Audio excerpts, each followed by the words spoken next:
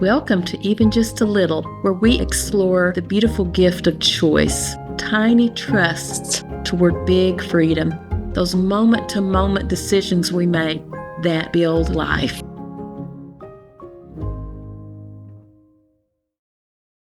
I am really thrilled today to be talking with Chris Carter, who is fostering a back to nature movement in Kenya by establishing a proper long distance trail through one of their national parks, as well as working on a couple of documentaries that I hope we are able to chat about a bit. But I think his journey is what I most want to hear about, the choices that he's made leading to such an out of the box life. Like, really, we're all designed to live. Um, but not only his choices, but maybe some of the choices his parents made or others that may have touched his life. So, thank you so much for joining us, Chris. Welcome, and can't wait to dive in. Yeah, thank you so much for having me. I really appreciate it. So, so how would you say you started this journey that led you to fostering a movement, building a trail, which can't be, it has to be an enormous endeavor, I would think, just in a country that you don't live in. So Mm. tell us a little bit about your early journey, how maybe some choices your parents made or you made as a small person that kind of led you in this direction. Sure. Yeah. So just a bit of background first. I grew up most of my life overseas in East Africa. My parents were missionaries in Kenya. My mom was a teacher, dad was a nurse, and we worked at a missionary kids school in Kenya. And the school that we worked at was located in an absolutely beautiful part of the country, a little place called Kajabi outside Nairobi. And just over the course of my life, I witnessed the Kajabi Forest, which is a gorgeous forest around the village that we lived in just get unfortunately decimated by illegal logging and illegal production of charcoal.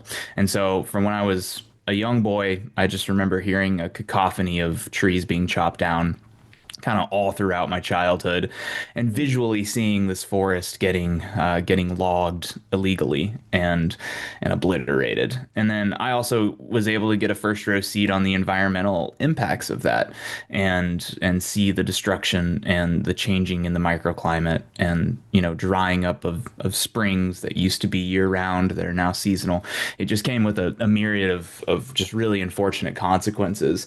And so from an early age, even though I didn't really fully understand the why or the concept of it, just I was seeing the impacts of environmental degradation, and how that impacted the local community. And to me, one of the biggest changes that happened was the forest, Kajabi Forest, started gaining respect in the Kenyan community and in the international community because it turned into kind of an outdoor paradise. And so a lot of people started seeing the potential of the Kajabi Forest for rock climbing and mountain biking and hiking, and they started developing climbing routes and trails for biking and hiking. And what that did is it really just brought a lot of respect for the forest. It wasn't just this resource to be used and exploited. It was a paradise for people that wanted to go out and have some adventures and experience time in nature and reconnect with God. And to me, it just really opened up this idea of, like, one of the ways that we can combat environmental degradation is building up respect for an environment and getting people outside in it. And so Love it. it was really special when I graduated from high school and went to college in the U.S. Ended up in Chattanooga, Tennessee, and just really fell in love with the outdoor community here in the States, and started doing a lot of long backpacking trails, and my personal love and appreciation for the natural beauty and the conservation efforts that are going on here in the United States just exploded after I started spending just really extravagant time in nature, weeks, months on end out backpacking. Then I developed almost an emotional connection with conservation. It was no longer just an obligation. It was, if I saw a hillside being strip mined, I had an emotional reaction to it. And I realized it's because I had spent just so much time in nature and there was amenities for me to go out and experience time in creation, such as trails and climbing crags, all of that. And so, Yeah. yeah, long story short is we're toying around with what that could look like to kind of a scalable degree in Kenya by kind of compounding on some of the work that's already been going on in the country and just trying to develop more amenities for Kenyans and the international outdoor community that are interested in getting outside to be able to do that. And so there's really not a lot of well-established long distance backpacking trails in the country for people to go out and spend multiple days just immersed in nature, which in my mind is the root of how we develop an appreciation for creation and a desire to protect it, is spending extravagant time in it. So it's kind of the 30,000 foot perspective of it. But yeah, that's kind of Well, what we're working on.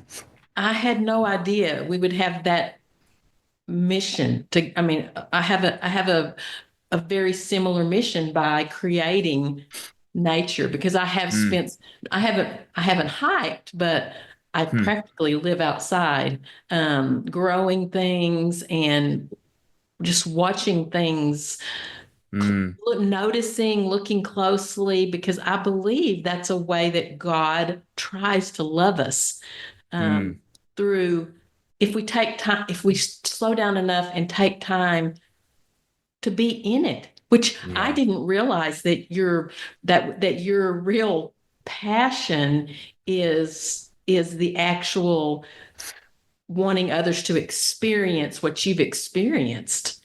Would that Mm. be correct?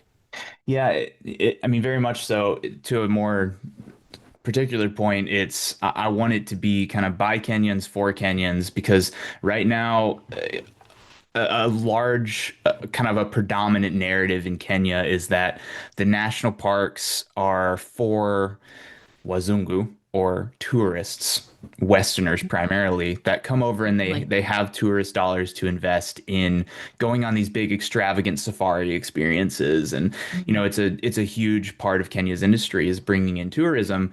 But when I talk to my Kenyan brothers and sisters, a lot of them view these national parks more as, you know, opportunities for people coming into the country and not necessarily parks that are there for Kenyans to go out and experience their beautiful natural habitat. Oh, okay. And so, a big conversation with the organization that I'm kind of liaisoning with, Kenya Wildlife Service, is to try to, you know, have Kenyans own their national parks a bit more Mhm. and have instead of them just being like, oh, we should protect these because they bring in a lot of tourist dollars, it should be we protect these because they're beautiful natural heritage sites that we need to preserve. And they're key water towers, water catchments that water countless villages, including Nairobi and, Mhm. big city centers. These are very important ecosystems to protect. We want to kind of change the narrative from we need to protect these so that we keep getting tourist dollars from safari goers to we want to protect this because A, I've had an intimate experience in it and I really want to protect it from that perspective. And Mhm. B, I have a deeper understanding of the importance of this ecosystem for the Kenya climate as a whole.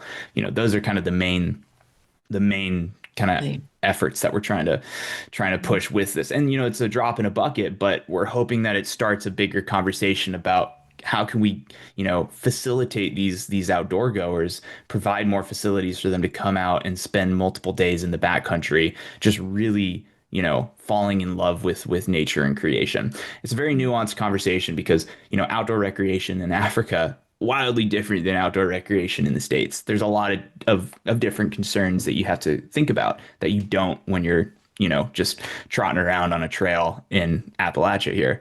And so it is something that is, a ongoing conversation, but there's enough people that are interested in it that it's been really cool to see and connect with the Kenyan outdoor community and just be like, yeah, this is something that they've been talking about for a while.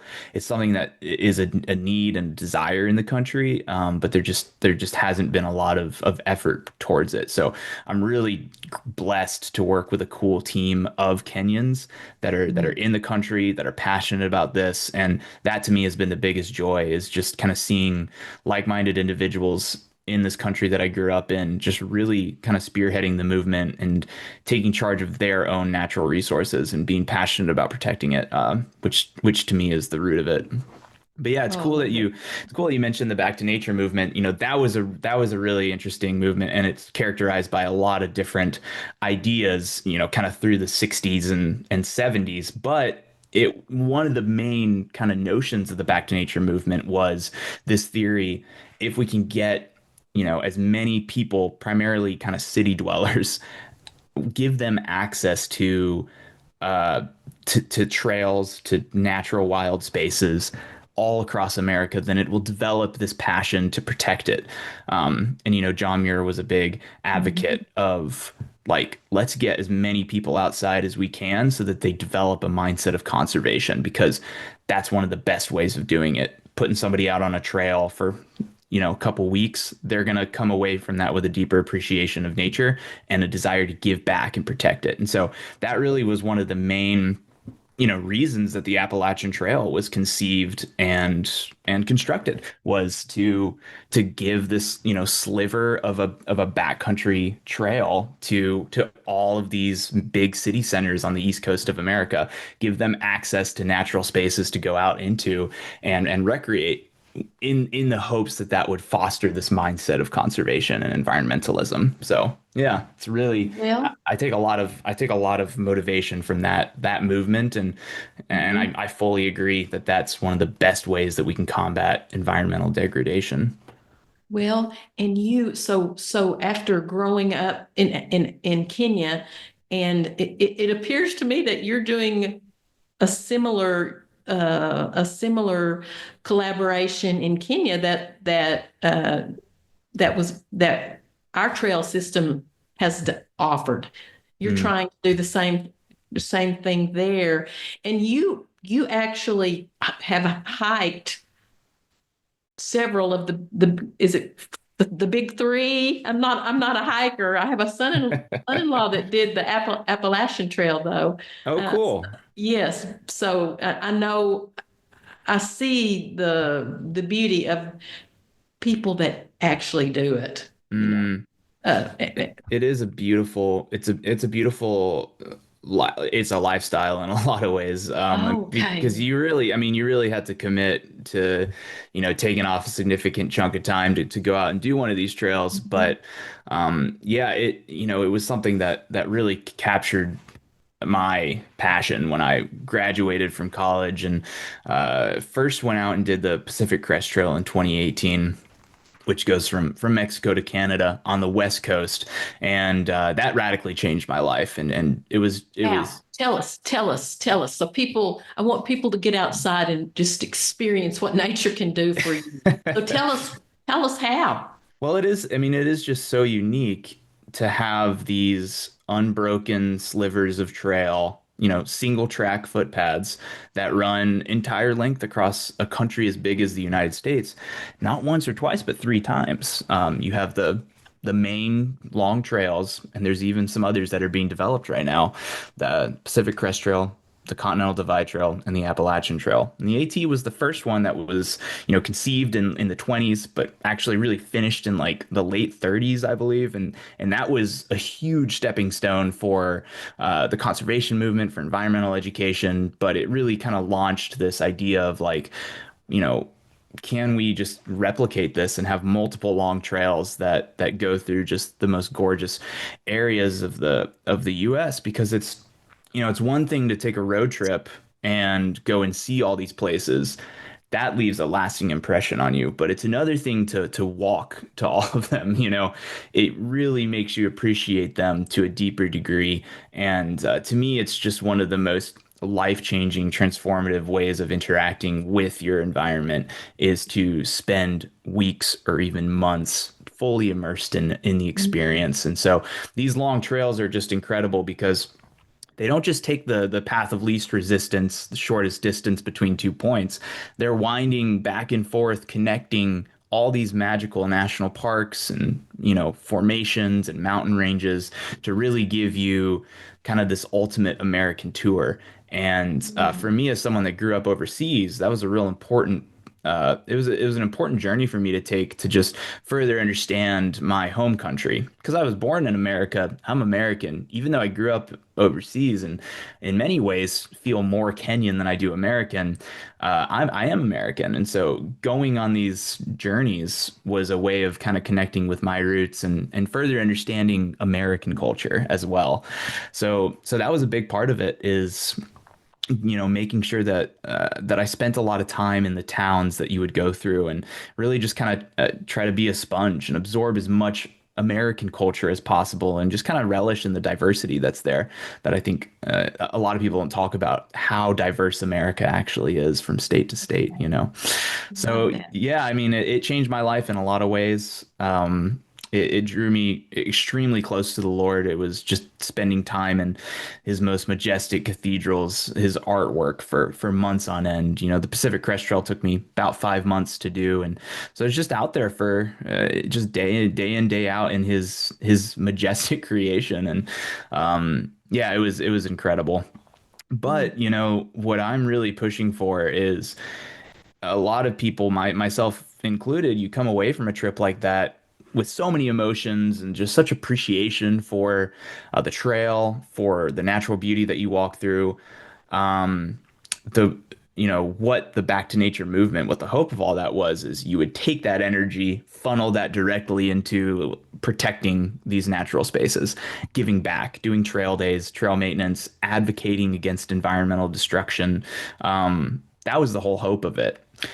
What unfortunately I see a lot of is you have this incredible transformative experience and it kind of launches people into this lifelong passion of just kind of going from one trail to the next trail and not ever really giving back in a small or a large way to the environment. And that's something that is very easy to fall prey to. And I can't at all judge because I as well became quite addicted with the lifestyle. I spent the next couple of years, every decision I made was around saving as much money as I can, taking as much time off as I can to continue to go backpacking. And it led me to do the Continental Divide Trail and the Appalachian Trail and the John Muir Trail. Even before the Pacific Crest Trail, I did that. So my life was just kind of fully enraptured by backpacking, and I became obsessed with it in a lot of ways. And I think, So yeah, go ahead. I just would really love to know because I see a choice here. I mean, you were you were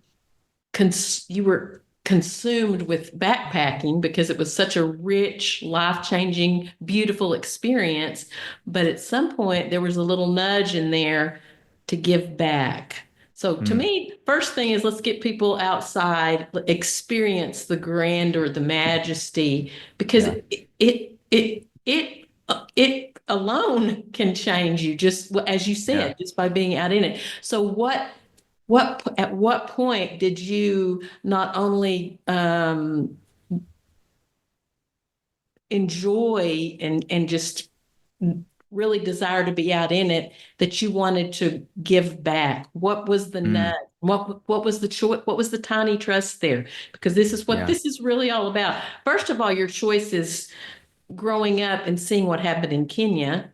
That seems to be replicated in many ways. You know, you came back here and enjoyed the beautiful trails that were provided.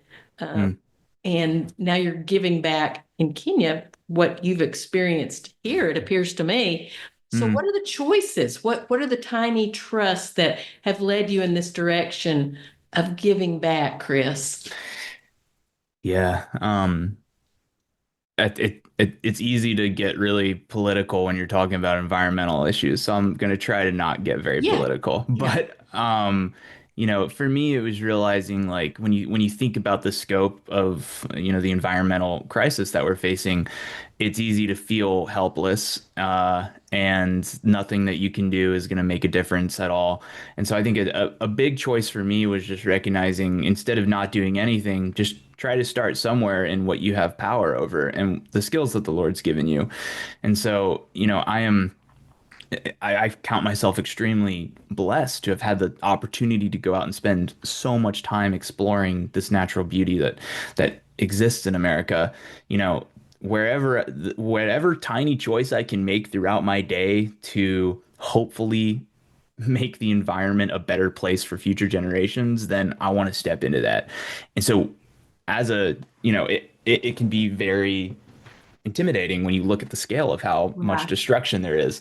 That's And kind of the point of this because mm, all beautiful out of the box lives look insurmountable if you look at the at if you completely focus on the huge issue in front of you. yeah, Can all be done by one tiny trust at a time. So mm, tell me some choices you make in your day that or in a week that you yeah. think are motivated by that giving back, wanting so others can live abundantly also. Yeah, I mean, just on a personal level, I try to live as sustainably as possible and as low impact as Okay. possible is Uh-huh. important. But, on a broader scale, I think I'm just trying to analyze like what are the gifts that the Lord's given me that I can actually use to try to make a small or a large difference. And so, whenever I can like volunteer for an organization that's doing trail maintenance or doing trash cleanup or helping in disaster relief, then that's important for me in the States. But the Lord has given me a really cool connection overseas with my upbringing in Kenya. And I think that the model that was introduced in the States of this back to nature movement is replicable in other governments and in other cultures. I think it looks very different, but I think there's a lot that we can pull, a lot of inspiration that we can pull from some of the founding fathers, So to me, it's like, okay, well, taking my upbringing and my understanding of culture, my ability to navigate things in Kenya, and kind of trying to bring this in, and then just propping up local leaders and change agents in Kenya that are already passionate about this because it's not a new concept.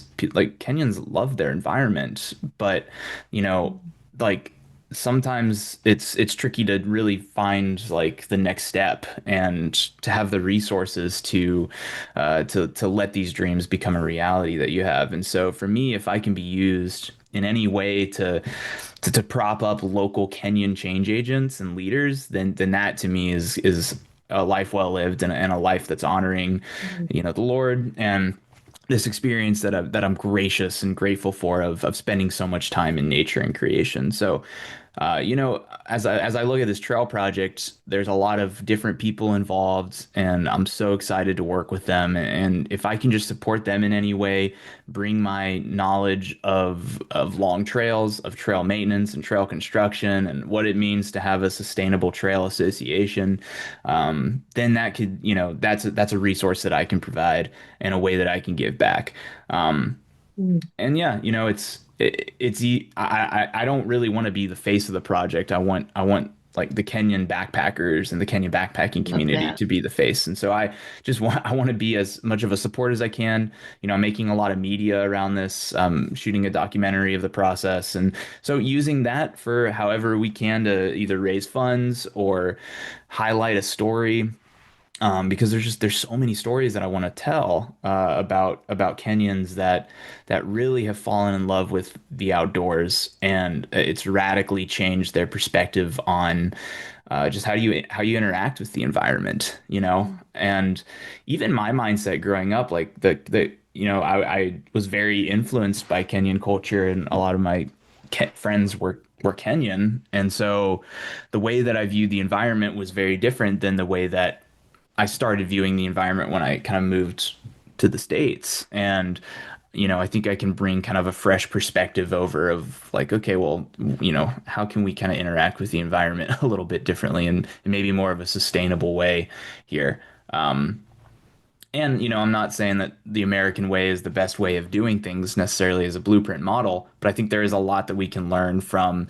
some of the outdoor recreation opportunities that we have in the States, and bring those to this country that I love and still very much feel a connection to. So, and it's already happening there, and there's a vibrant community of largely like younger generation Kenyans that are super excited about protecting the environment and about getting out and rock climbing and backpacking and hiking, and then using that as an avenue for environmental conservation, which is so cool. So I'm just excited to help prop those guys up and partner with them and just join that community and walk alongside them and help any way I can.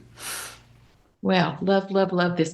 Well, from where I'm sitting, I I I want people to know. You talk about the back to nature movement, but Mm, I look around and see children not playing outside. I was an art mm, teacher most of my life, and I think yeah. I want people to get out, and I feel completely certain that a lot of the mental health crisis in this country is because people don't spend enough time Mm, being surrounded in beauty. So yeah. I just like your thoughts, a couple of your thoughts on someone who doesn't go outside, who doesn't, because um, what would you say to them? What Mm. couple of choices would you recommend to them? Why why they're missing out if they don't step outside and spend some time out there because your Yeah. whole life is about this. Yeah. Do you think it's because you grew up in such a rich um, environment? Do you think that Well, yeah, I mean, it's natural really, environment? yeah, I think that had a huge impact on it. And it was interesting, really, when I first came to the States, I was kind of shocked to hear about like indoorsy versus outdoorsy people. I never really understood or heard that term of like, there's Hilarious. people, yeah, there's people Me that'll like, either. yeah. There's people that'll like spend their lives inside like a nice air conditioned, bubble wrap space because you can. Like Western society is so advanced. Like you have this ability Mhm. to go from your house into your garage, into your car, into your workspace, and you never leave 70-degree environment. And And die. yeah, and then yeah, and It's you're like, like oh, yeah. exactly. Yeah. So, not everywhere in Kenya's very, very advanced, especially like places in Nairobi feel very Western in a lot of ways. But, a lot of people they just live outside. I mean, there's still a lot of communities in Kenya that are just kind of living like agrarian, very simple lives, and they just live outside. There's no such thing as like a delineation between internal and external. Uh, Mm, so. Yeah, I think that was love that. that was an interesting understanding for me is like, oh yeah, there's whole communities of people in the States that will like, stay inside and like, play video games or something on their free time, which isn't to just bash that, but it is interesting that that's like an entire community. Yeah. And I am with you. I agree. A lot of the mental health issues do largely funnel down, I think, to not having as much of a connection with nature because I do really see the value in kind of knowing like where does your food come from and how do you interact with nature and instead of just you go to Walmart and get all your food, like actually working with the earth to farm Mm. and to grow your own food and to kind of time your life with the seasons and like there's just a connection that happens there that's I think you miss when uh you just consume and go to grocery stores and get your food and the weather is just this like inconvenience or it's like it's gonna rain now but that's whatever, whereas like in a lot of places in the majority world like you just have to deal with the changing seasons. And in fact, rain is a huge blessing because it brings crops and it brings springs to life, and I think in the West we have lost a lot of that just like intimate connection with nature. Rhythm, a natural rhythm that just, 100%. yeah. Yeah. So Yeah. we've made it so easy to escape the seasons and escape the weather and live in these nice cush areas that, a byproduct of that is natural spaces like national parks, state parks, national Mhm. monuments. They become things to consume, just like anything else that we Yes. consume. And so it's not so much of this fragile, ecosystem that we have to protect and guard for our lives. Like if this forest gets destroyed, we may not eat, which is what a lot of communities face overseas. It's this like, oh, I'm going to go to this overlook because I want to get an Instagram post and throw it up. And Mm. it's more of this like consumerist mentality in a lot of ways, which I think is kind of deleterious to the whole back to nature idea of like, Right. well, no, this should cajole you to protect it, instead of just consuming it. I have a ton of thoughts on this, and it could be a huge rabbit trail that we go down, but Same. Well, I mean, yeah, we've talked. Oh, I would love to chat with you again. Maybe a little more. We could be a little more. I could come up with a thought a little more specific. We could go yeah. because our missions are so similar, Mm, completely different ways. I think mm, I'm trying to do it through art and yeah. for people to see what's there. And I guess I That's particularly have a passion beautiful. for children. Wanting Yeah. children to know if they can well like you Mm. you were so in such a beautiful rich uh setting for your childhood, and I feel like it was a big piece of what made you who you are. It's a So big one, and I think, and I don't want to step on any toes, but like it's easy to. I think that there's such a push to bubble wrap your kids in the States that it just makes them so scared to go outside. And outside should not, like, yes, there are objective dangers, and you have to learn how to survive outside and how to deal with animal encounters. But that's all things that you can learn, and the more time you spend outside, the more you learn that and the more you see that like we are also a part of nature. We're meant to exist with nature. We're yes. not meant to just build up these massive walls with barbed wire fence to separate us from everything that's in the natural world. Obviously, we have to protect ourselves, but like I think as you know, and I've gotten into like pretty heated discussions with people here, so I had to be kind of careful about the wording about like I don't want to tell anybody how to raise their kids, but I think a lot of people could do with kind of pushing their kids out a little bit more to take some calculated risks when they're younger, to grow a little more autonomy and a little less fear of the outdoors. And Um, nature provides that. If you go outside and yeah, play, it really does provide that. I totally agree. Even if your stick building falls in, you learn to, well, pick it up. It's Yeah. just such a No, beautiful I feature. Yeah. I agree. And I Yeah. again, I don't want to say this is the best way to raise a kid or this is how everyone should do it, but I'm Important. very grateful for my parents. Like if I if I like I used to do a lot of like motorcycle trips, and if I would go on like a motorcycle trip and have a crash, I'd come back kind of in tears when I was really young, and my mom would be like, "Hey, get back up on the horse and get back out there," instead of just be like, "Oh, come here and I'm so sorry and let's put you in front of a TV and make sure you're all good." Like Yeah. as a kid, you need that direction, It's like my brain is developing so much. I need someone to tell me what's safe and what's not safe. And like, if I'm genuinely in danger, then yeah, protect me. But like if there's an opportunity to push me and out of my comfort zone and have me try something new in a safe setting, then I think you should allow your kids to do that. And then just try to spend as much time with your kids in nature as possible, getting out, going on backpacking trips and hikes with them and really pushing them, and I don't know, I see so many people that they're totally fine going 80 miles per hour on the freeway and have no fear at all. And like to me, the most terrifying, dangerous environment you can be in is on a freeway going 80 miles per hour here in the States. I've That's almost so died true. We just do it so all the many time. times. And you have Yeah. these like, 21-year-old like young people that are just blazing down the freeway, no fear in the world. They're on Instagram chatting it up. And then they're like scared to go across a log in the middle of the woods. And it's Yeah. like, whoa, that's so interesting that like it's so normalized to go a trillion miles per hour with a semi truck next to Yeah. you. But Golly. going outside and like stepping over a moss-strewn log, they're like really scared they're gonna slip and stuff. And I'm like, whoa, that's interesting, Oh, you know? man. And so I I, think that, so true. And all of these all start with choices. What do you value? What yeah. make those values? It's the choices that your parents made, the choices. I mean, I really could talk to you for hours. I feel like we could go in so many directions with this.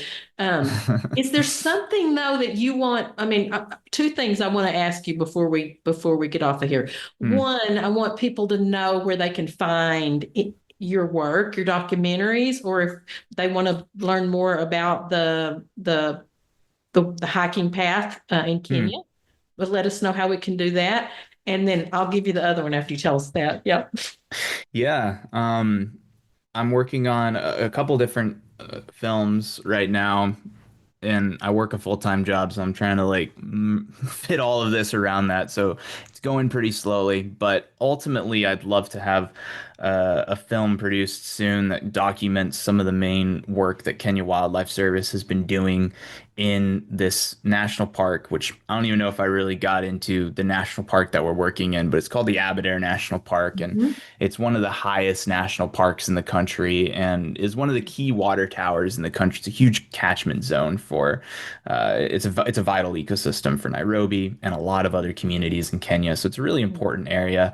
Um, I am working on a film about just the importance of the environment of the Aberdares, why it's such a vital ecosystem in Kenya, and then I'm bringing in footage from a trek that I did across the park in 2024, where I kind of mapped this potential long distance trail that'll be about 100 kilometers. And so last year I went out and I did a long kind of 3 day trek across the park, and it was wild, and we had a great time. But that I should film the whole thing, and I'm kind of currently working on a film about that. So once I'm Love to done with see that, that. yeah, Yeah. I'll probably post it on YouTube, but I'm gonna try to use it to kind of drum up some funding for the trail project. I'd love to show it at a couple different venues and just hopefully kind of generate some excitement about what's going on and maybe get some funding for the project because we got the green light.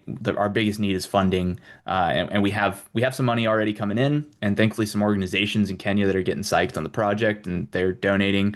So we have actually started construction on the trail, which is super exciting.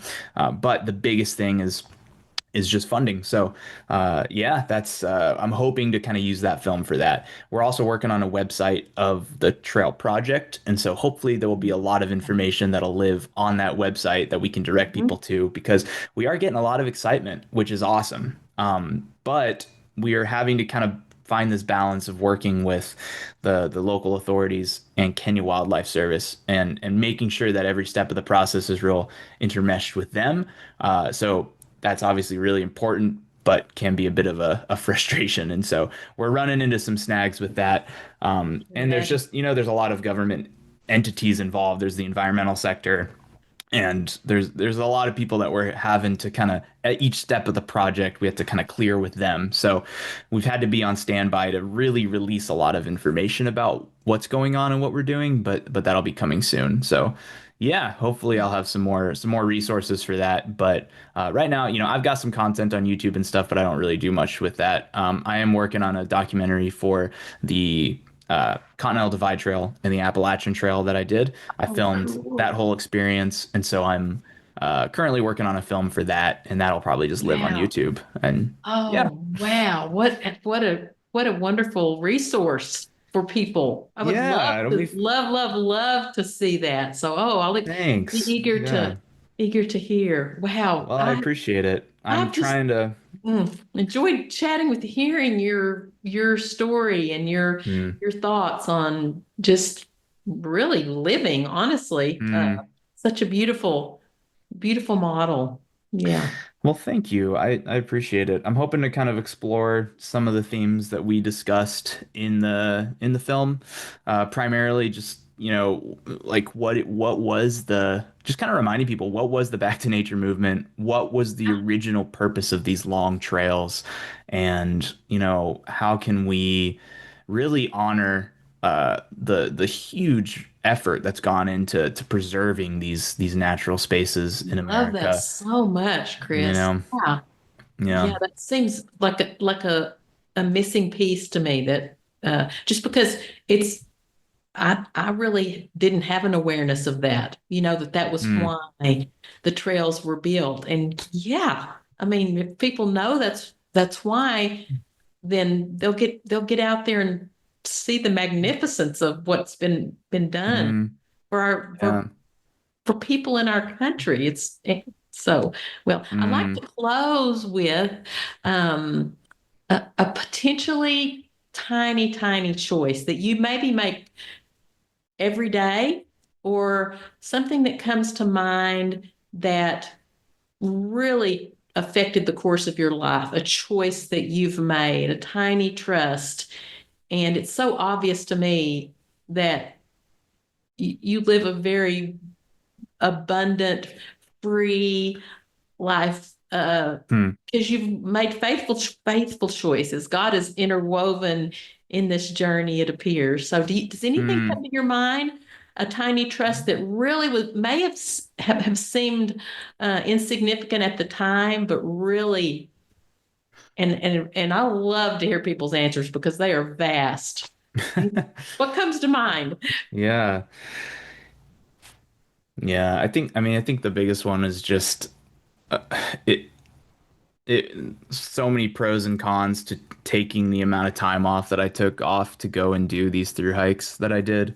And a through hike is just Okay. kind of completing one of these long trails from terminus to terminus. So this last one I did the Conno Levi Trail and the AT in the same year, and so it took me about 8 months to do, and that was a significant chunk of time out of my Mhm. year. And I, said goodbye That's a to big a choice. Yes. it's a big choice, yeah. And I had, I just started dating Emily at the time, and so it was a huge decision to kind of pursue this dream that I had had, and I'm thankful.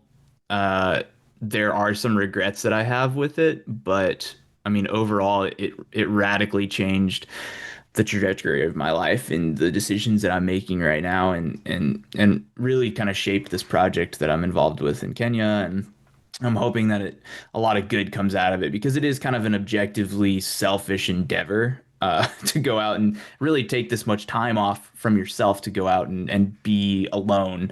And I think it's beautiful, but it is very individualistic in a lot of ways. So a big purpose of mine right now is like, how do I take that opportunity, view it as a blessing, don't be ashamed of it, and funnel that into some creative action Yeah. to protect either the local environment here in the States, or try to help protect the environment overseas where I grew up. Um, yeah, I think Love that. that's a big choice I've made, and Yeah. it's had some pretty huge ramifications on my life. A lot that I'm thankful for, some that I'm not super stoked on, but I am very grateful for the experience as a whole. And I think it's really helped shape a lot of my decisions that I've made in the past decade. Oh, thank you. Thank you. Thank you. Thank you. Thank you for sharing your story. Just a Yeah. tiny little piece of what seems to be quite a magnificent story. So Oh, I hope we thanks. can chat again. I would love to know when you get your documentaries out there, Yeah. and maybe we can talk specifically about them because I've really Totally. Yeah, enjoyed it. it'll be a lot of fun to get that wrapped up, and then hopefully I'll have a lot more of information to share Yeah. about the project as a whole. And ostensibly we'd open it up to backpackers within the next few years. Like that would be the goal. So I'm really hoping that the film can not only generate some kind of funding for the project, but some excitement for it, and really getting the local and international backpacking community involved would be awesome because there's really not a lot of opportunity to do something like that in East Africa. So I think it could be a pretty big excitement for not only Kenyans but the broader backpacking community as well. So Sounds like a very freedom filled living to me. And I love that so mm, much. Thank you. Thank you. Thank you. yeah, Taking time out of your busy schedule and the very important work you're doing. I really am grateful. Hope our oh well, paths thanks, cross Sherri. again. Yeah, me too. I really appreciated talking with you, and thanks for your thoughtful questions. It really means a lot. Thanks so much. See you again. All right, see you, Sherri. Bye. Bye. Thanks so much for joining us on Even Just a Little.